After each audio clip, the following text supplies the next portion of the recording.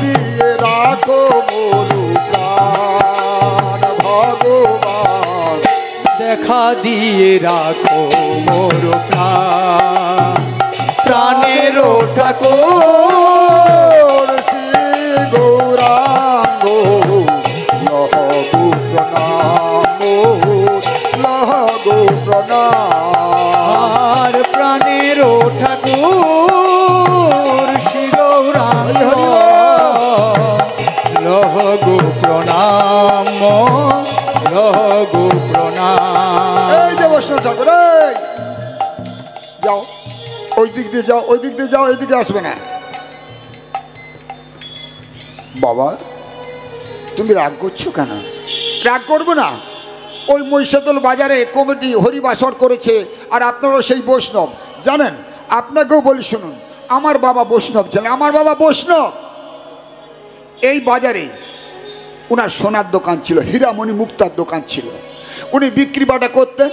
আর ওই বাজার কমিটির সদস্যরা আমার বাবার কানে মন্ত্র দিয়ে তাকে বৈষ্ণব বানিয়ে দিল। তো ভালো কথা, বৈষ্ণব হয়েছে ভালো। তো মানুষ এমনভাবে ঠকায়। আমার মা চিরদুঃখিনী মা, আর আমি তার একটাই ছেলে জানেন।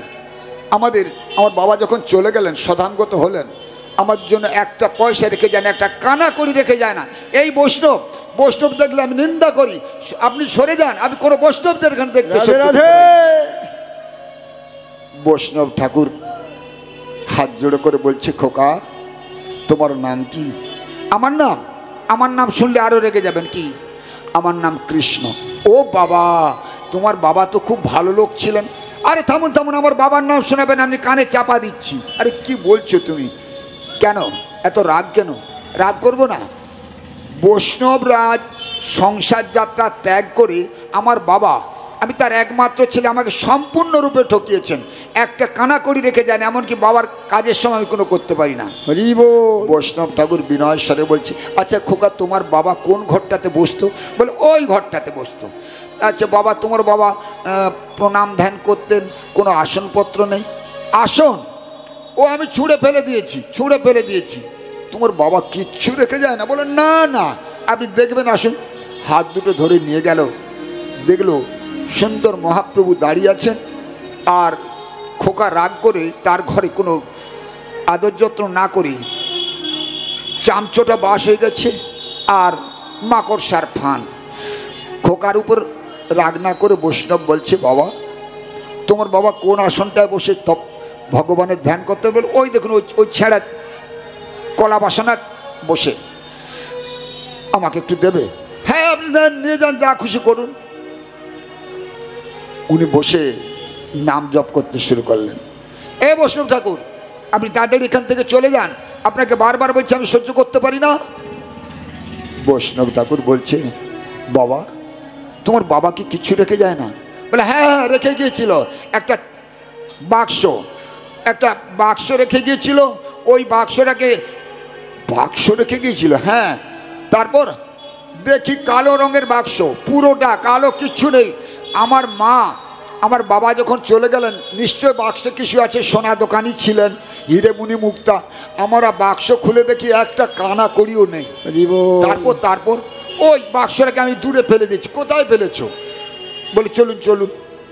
গিয়ে দেখলো একটা আস্তা পড়ে জায়গায় নোংরা পড়েছে, ওইখানে বাক্স ফেলে দিয়েছে। বৈষ্ণব ঠাকুর তার উপর গিয়ে বাক্সটাকে তুলে আনলো, এনে বলছে, খোকা তুমি বৈষ্ণবদের উপর রাগ করো কেন? আমার বাবা আমাকে ঠকেছে, জায়গা জমি টাকা পয়সা কিচ্ছু রাখে না, ওই একটা ছেঁড়া বাক্স রেখেছিল, তাও হাতে কোনো একটা কণিকাড়া নেই, এই বাক্স রেখেছে। খোকা শোনো, পৃথিবীতে বৈষ্ণব কি করে জানো? যদি কারো বাড়িতে যায়, প্রথমত তার বাড়ির মঙ্গল করে। কি মঙ্গল জানো? জীবনে তার বাড়িতে যদি ভগবান নাও যায়, ভক্তরূপে ভগবানের প্রবেশ করে তার জীবনের, তার বাড়ির সব অমঙ্গল দূরে নিয়ে চলে। আরে বন্ধ করুন, আপনাকে বারবার বলছি, আপনি শুনছেন না। শুনুন, আমার বাবা ওই ছেঁড়া বাক্স দিয়ে চলে গেছে। শোনো খোকা, রাগ করো না। এই দেখো, তুমি বোঝো না, তোমার বাবা তোমার জন্য কয়েক কোটি টাকার সম্পদ রেখে গেছে আমার জন্যে।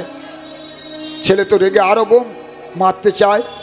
বৈষ্ণব ঠাকুর বলছে চলে এসো, তুমি কাউকে বলো না, তুমি বিশাল ভুল করেছো, আমি ভুল করেছি। হ্যাঁ এই দেখবে এসো, ওই যে বাক্সটা ফেলে দিয়েছিলে না, ওই বাক্সটা অন্য কিছু নয়, সম্পূর্ণ হীরা মণিমুক্তায় তৈরি। তোমার বাবা সোনার কারিগর ছিল, তোমাকে ঠকায় না। ওটা লোকে নিয়ে পালিয়ে যাবে বলে বুঝতে পেরে পুরোটা কালো করেছে।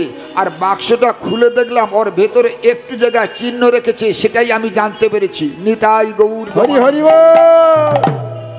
সঙ্গে সঙ্গে আছাড় খেয়ে পড়ে বলল বৈষ্ণব ঠাকুর, ওই বৈষ্ণব ঠাকুর দয়ারি সাগর, ইদাসে করুণা করি, ইদাসে করুণা করি, ওহে বৈষ্ণব ঠাকুর দয়ার সাগর, ইদাসে করুণা করি, ইদাসে করুণা করি। আমায় দিয়া পদ ছায়া শোধ হে আমারে, দিয়া পদ ছায়া শোধ হে আমারে, তোমার চরণ ধরি।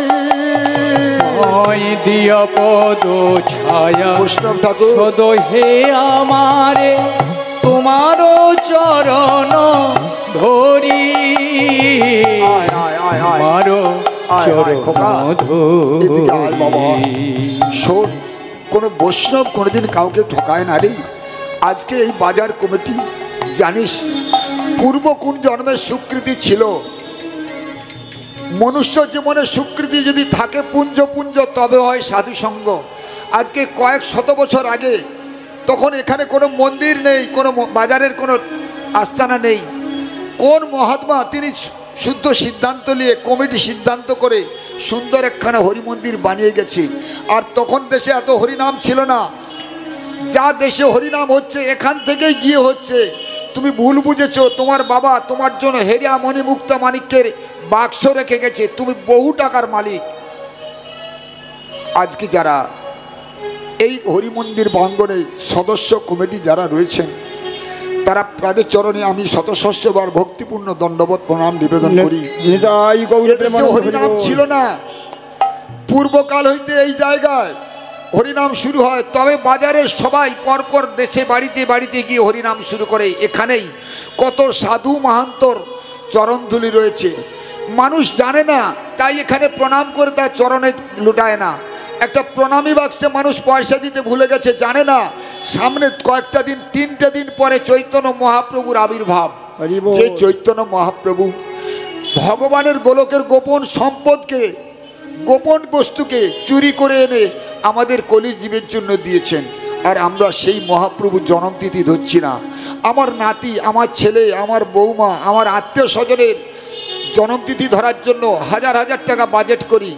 আর শ্রীমান মহাপ্রভু এখানে বসে আছেন জগতের কল্যাণের জন্য, তার জন্য 10 টাকা দেওয়ার জন্য চিন্তা করি, বাজার কমিটিকে গালাগাল দিই। বলো রাধে রাধে রাধে রাধে। এই জায়গাটা যদি কেউ প্রণাম করে তার কোটি জন্মের তপস্যার ফল পেয়ে যাবে। কেমন করে পাবে না? আপনি তো জানেন না, আপনার জন্মের আগে থেকে এখানে কত সাধু মাহান্ত হরিনামের বাসর করে হরি কথা বলে গিয়েছেন। আর কলিযুগের ধর্ম নাম সংকীর্তন, বৈষ্ণব সেবা।